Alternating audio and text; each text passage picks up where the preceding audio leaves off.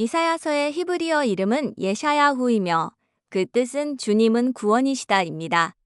저자는 이사야가 예루살렘 특권층에게 강한 고발과 심판을 가하는 것을 볼 때 예루살렘 고위층 출신으로 성장하였으리라 추정됩니다. 이사야서의 최종 편집은 기원전 5세기 중엽에서 3세기 중엽으로 보고 있습니다.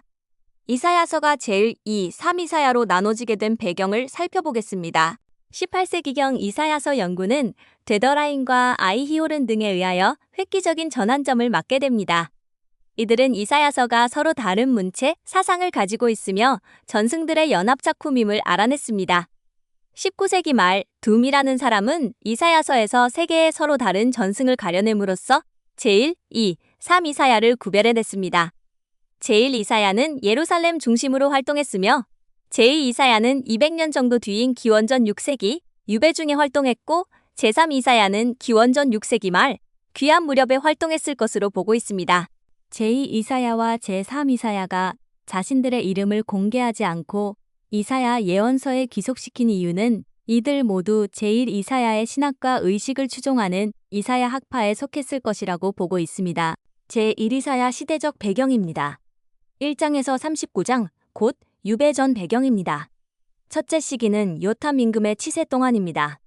요탐 임금은 아버지 우찌야 임금과 함께 공동 통치를 했으며 독자적으로 통치한 기간은 6해뿐이었습니다. 요탐 임금의 치세 때에 유다는 풍요로움과 가난을 동시에 겪었습니다.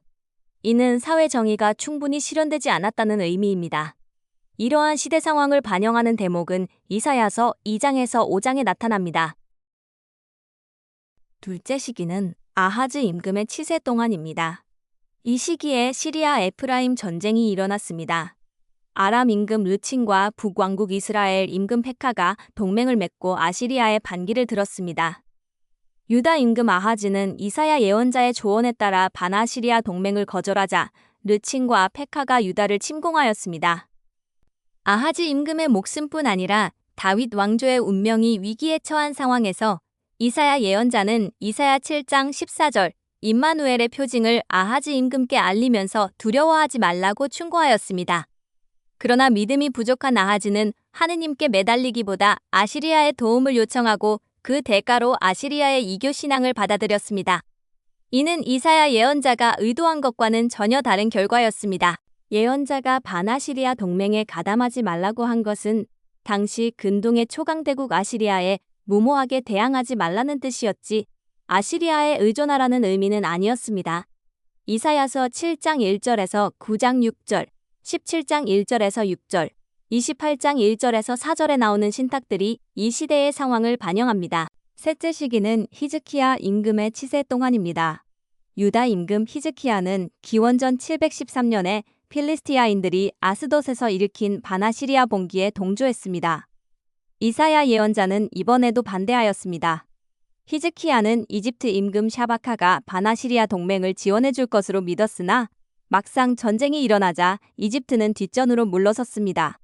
그 사이 아시리아 임금 사르곤 2세는 711년에 아스돗을 함락하여 아시리아의 속주로 편입시키고 충직한 신하가 되겠다고 충성서약을 한 히즈키야를 살려주었습니다. 이사야서 18장에서 20장의 신탁이 이 시기를 반영합니다. 사르곤이 죽자 바빌론을 비롯하여 에돔, 모압, 페니키아, 아스돗, 유다 등 아시리아 제국 서쪽 지방이 다시 아시리아를 거슬러 일어났습니다. 아시리아 임금 사네립은 먼저 왕위를 튼튼히 다진 다음 반란에 가담한 제국의 서쪽을 정벌하러 나섰습니다.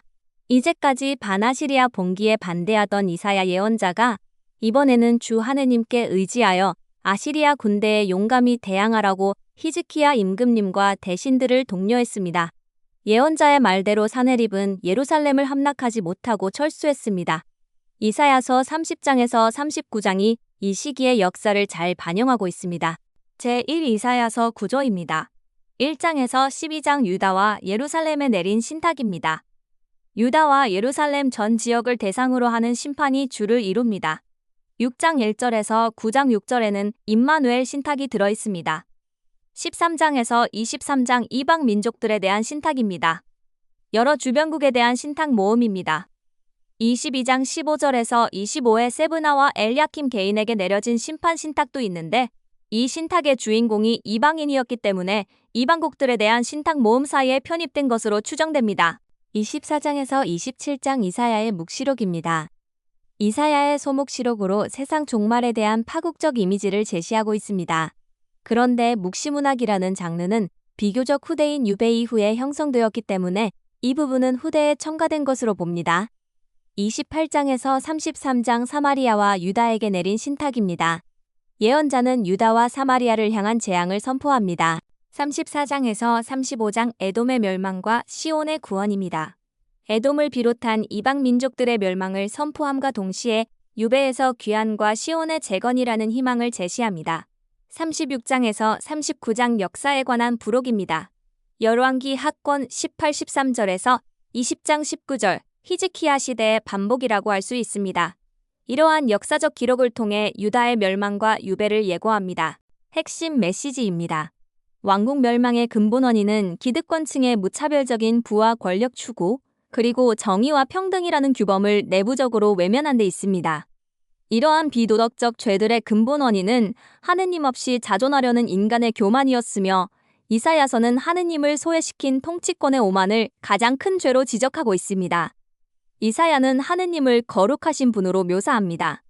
6장 소명사화에서는 거룩함을 3번 외침으로써 그 극대치를 표현하는데 이와 대비되는 이스라엘의 속됨은 곧 하느님을 믿지 못하는 죄, 즉 군사력과 동맹을 쫓은 임금들의 불신을 의미합니다. 이런 맥락에서 임마누엘 신탁이 등장합니다. 아하즈는 아시리아에, 히즈키야는 이집트의 의존의 위기를 극복하려 했는데 이사야는 이러한 태도를 비판하며 하느님이야말로 만군의 주이심을 역설합니다. 이사야가 그리워한 인물은 다윗입니다.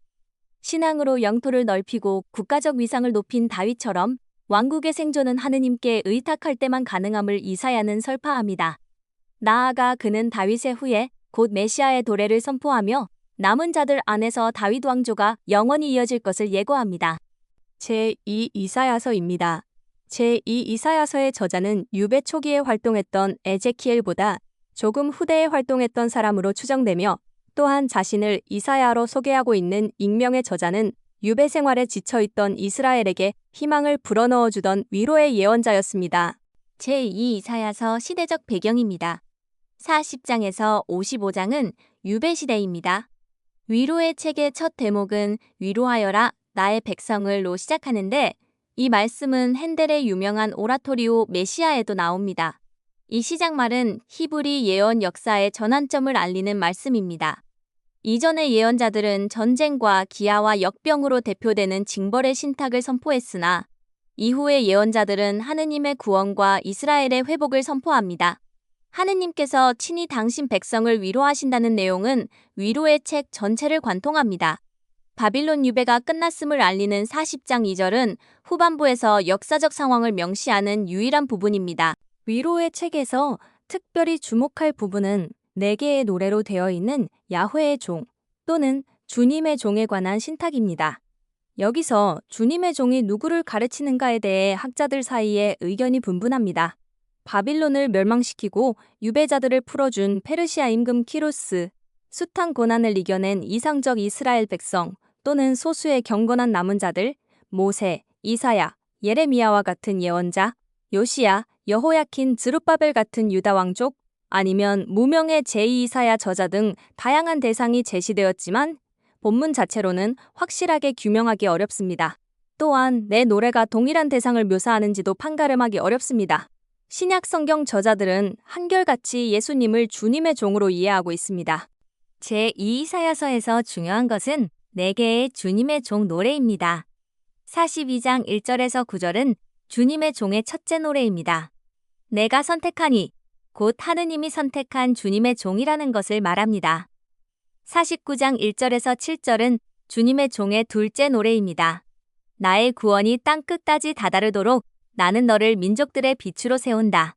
곧 종의 사명을 말합니다. 50장 4절에서 11절은 주님의 종의 셋째 노래입니다. 나는 매질하는 자들에게 내 등을, 수염을 잡아뜯는 자들에게 내 팜을 내맡겼고 모욕과 수치를 받지 않으려고 내 얼굴을 가리지도 않는다. 곧 종의 고난을 말합니다. 52장 13절에서 12절은 주님의 종의 넷째 노래입니다. 그가 자신을 속죄 제물로 내놓으면 그를 통하여 주님의 뜻이 이루어지리라. 곧 종의 죽음을 말합니다. 주님의 종의 노래들 의미는 고난을 통한 예루살렘의 재건과 구원의 보편성을 설파하고 있습니다. 예언자는 주님의 종이라는 인물의 대속적 고난을 통해 보편적 구원이 현실화한다는 사상을 제시하고 있습니다. 곧 주님께서 선택한 종에게 구원의 사명을 주시고 그 사명을 이루기 위해서는 고난을 겪어야 하며 마지막은 사람들의 죄를 속죄하기 위해서 자신을 속죄 제물로 하느님께 바치게 되는 것입니다. 주님의 종의 노래는 메시아적 구원의 실현을 말합니다. 핵심 메시지입니다. 제2이사야서 전반의 핵심 주제는 예루살렘 귀환에 따른 구원과 해방의 메시지입니다. 이 해방은 이집트 탈출 사건에 연결되어 이해되었으며 귀환을 제2이집트 탈출로 보는 전승도 여기서 비롯되었습니다. 또 다른 중요한 주제는 온 우주의 창조주이신 하느님입니다. 이스라엘의 하느님이 키루스 같은 이방인까지 자유자재로 움직이실 수 있는 전 우주의 창조주이시기에 이러한 해방이 가능하다고 본 것입니다. 이와 더불어 제시된 주제는 만민 구원 사상입니다. 이스라엘만이 아니라 키루스 같은 이방인도 하느님의 구원 사업에 쓰일 수 있다는 각성이 대두되었습니다. 유배의 고통은 이스라엘의 자의식을 크게 바꾸어 놓았습니다. 유배 이전에는 하느님께서 이스라엘을 통해 세상과 관계 맺으신다고 여겨 스스로를 하느님의 선민으로 이해했습니다. 그러나 유배 이후에는 하느님께서 세상을 통해 이스라엘과 관계 맺으신다는 인식으로 바뀌면서 이러한 배타적 자부심이 정화되어 자신을 하느님의 종으로 이해하는 데까지 성숙했습니다. 이것이 유배를 통한 이스라엘의 재창조였습니다. 종 개념의 부상과 함께 제2이사야서에는 4개의 주님의 종의 노래가 등장합니다. 통일된 흐름은 아니지만 종의 인명에서 죽음이라는 내용으로 서로 연결됩니다. 노래들의 쟁점은 종의 정체성으로 일반적으로 유배 중 이스라엘, 키루스, 장차 등장할 메시아적 인물, 제2이사야 자신 등이 거론됩니다. 그리스도교에서는 이 종이 예수 그리스도 안에서 구체화하였다고 이해합니다. 제3이사야입니다. 제3이사야의 저자는 이사야의 정신을 계승하는 학파에서 등장한 또 다른 인물로서 이스라엘 민족이 귀향한 기원전 538년 직후부터 제2성전이 완공될 무렵까지 활동한 것으로 보입니다.